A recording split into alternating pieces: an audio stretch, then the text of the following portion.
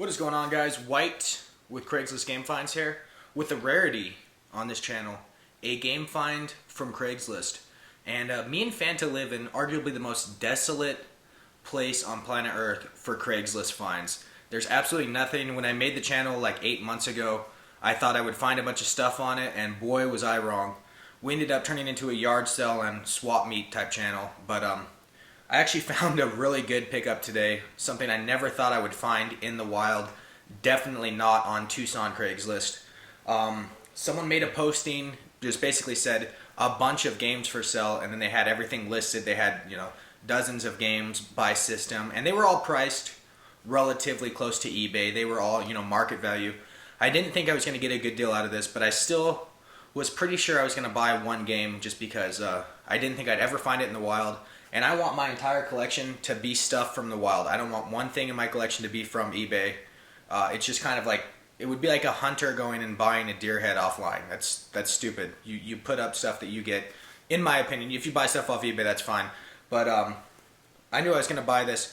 Anyway, the person posting said willing to negotiate prices, which means it always means that they're going to go down. You're never going to pay what you see. If they say willing to negotiate prices, you're never going to pay the price posted. So I just offered her $200 for 3 of the games on there, which sounds crazy, but it actually is not that crazy when you see the games I get.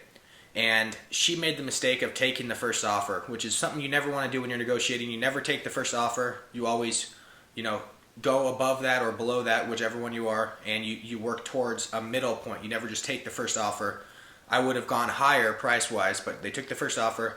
So I got these games for $200 flat earlier today. We'll start off at the bottom of the barrel in terms of value. Illusions of Gaea, an RPG, Super Nintendo. One of the few RPGs on the Super Nintendo I've never played, period. I've at least played through a couple hours of pretty much every RPG on the system. I own a bunch of them now, but this one's not one of them. So I'm going to take my Superboy. I have a road trip coming up, and I'm going to bring that along. Log in 4 or 5 hours and see how good of a game it is. It does have a bit of label damage. That's actually residue from another label that was on front, some sort of price tag. So that might be able to come off, and the game might be in decent condition eventually. Jumping into the next game. Somehow, the second copy of this game I've ever gotten, which is weird because it's a very hard game to find and very valuable, and that's Fire Emblem Path of Radiance. It's crazy that I haven't found one copy of Super Mario Sunshine, and I found 2 copies of this game. That doesn't make sense to me. But this one is in complete in box, and the disc is possibly the best conditioned disc I've ever seen in my life. There's not one scratch or smudge or anything on it. It's just absolutely mint.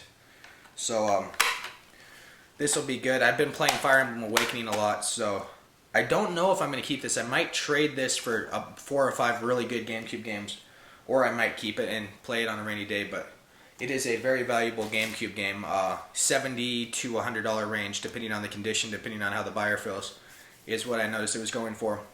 And now we'll get to the kind of the climax, the best part of the day, the reason I made the deal, period. Worth the $200 alone that I spent, much less without those other games. A game I've been looking for since the first day I ever started collecting. This and Conker's were the 2 games I was looking for. Conker's Bad Fur Day being the other one. And it is Earthbound on the Super Nintendo. Absolutely phenomenal condition. Does play, obviously. I tried it with my Superboy when I met with him. And it does save still, which is kind of a concern. My Super Metroid doesn't save. But a very, very good RPG on the Super Nintendo that has the problem of being extremely overpriced. It is not that rare of a game. There's going to be this debate on YouTube, and there always has been, about if this game is rare. It's not. It's sold plenty of copies. It's not rare. That's what rare is. Rare is Conker's Bad Fur Day that came out in 2001, was rated M, and very few people bought it. This isn't rare. A lot of people bought this game. It's a pretty common game.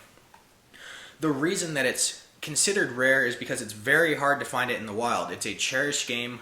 People keep it. And when people see that it's going for $200 on eBay, it's going to be sold on eBay. It's not going to be sold at a garage sale. It's not going to be sold on Craigslist. So yeah, I never understood the price behind Earthbound. When I started collecting, I knew it was a game I wanted to get for my collection. And when I saw the price, I was just like, this is ridiculous. But for 200 bucks, I would have probably paid $200 flat just for Earthbound today, just because I didn't have to get it off eBay, didn't have to do shipping, and like I said, I want my collection to be just stuff from the wild.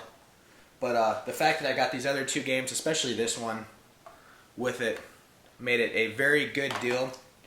And I finally got that, you know, this is the game, this is the highlight of my collection right now. This and Super Metroid Complete in Box are my two favorite things right now for my collection. Someday I might be able to buy a box for Earthbound, but those go for about $1,000 complete in box, so that's just crazy price-wise. And as far as this weekend goes, there will be yard selling. It's going to be Fanta only. I'm going on a road trip up to Phoenix. Maybe I'll run into Gamester 81, but probably not. And Fanta's going to go out, and he's going to get a video up, and he's going to do well. The weather is nice. The yard sales are going to be big.